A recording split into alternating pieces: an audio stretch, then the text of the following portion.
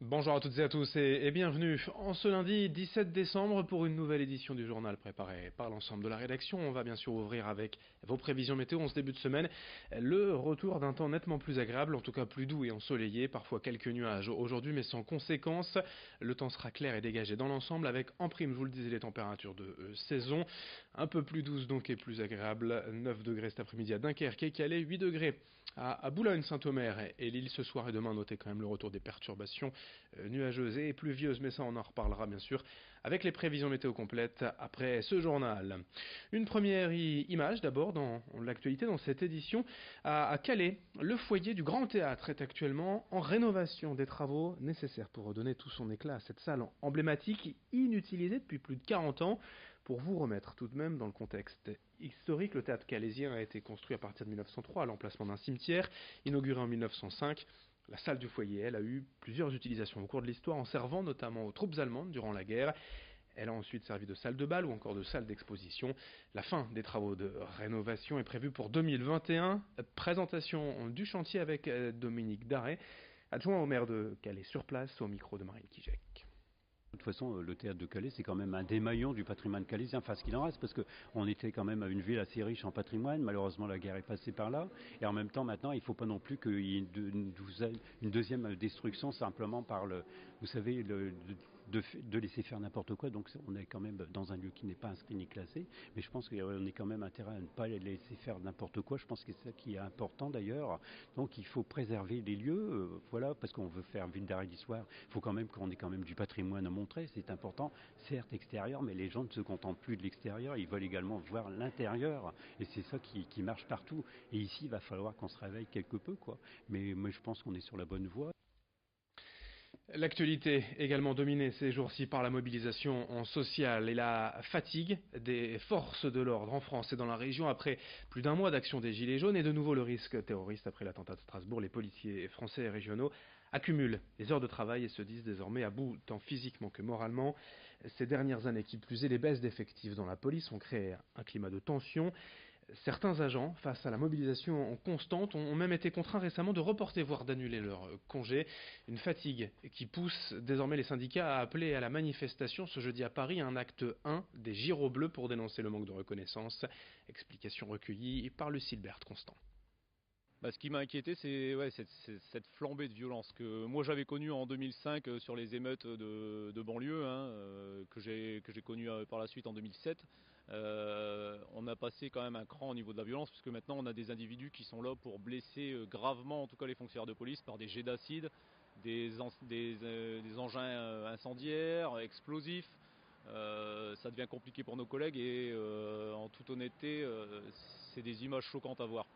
On est tous pères de famille, on a envie de rentrer le soir et de embrasser ses enfants. On n'est pas là pour mourir sur une intervention, et encore plus quand c'est juste du maintien de l'ordre. Et là-dessus, c'est pas les gilets jaunes, on en est tous conscients, c'est des groupes de casseurs qui s'infiltrent dans les gilets jaunes et qui deviennent quand même problématiques à gérer.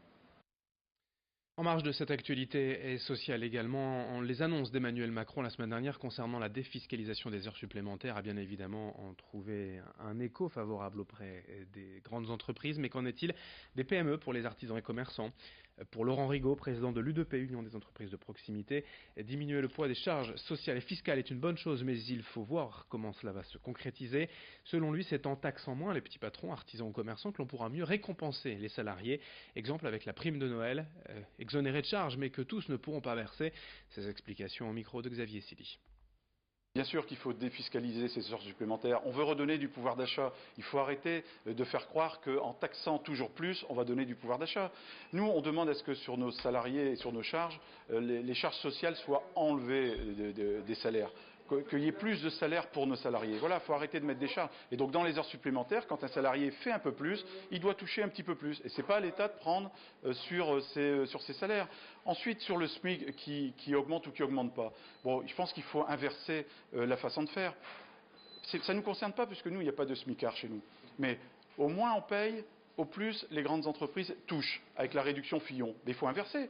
Si on disait l'inverse, au plus vous payez vos salariés, au plus on vous accompagne. C'est comme ça qu'il faut le faire. Le pouvoir d'achat sera relancé en bas à droite sur la fiche de paye de nos salariés, pas avec des taxes. L'actualité sport également, les résultats du week-end avec la difficile mais précieuse victoire du LOSC, 3-2 à Nîmes, réduit à 10, une bonne partie du match. Les Lillois ont été hyper réalistes et s'imposent 3-2 donc dans le Gard à Nîmes.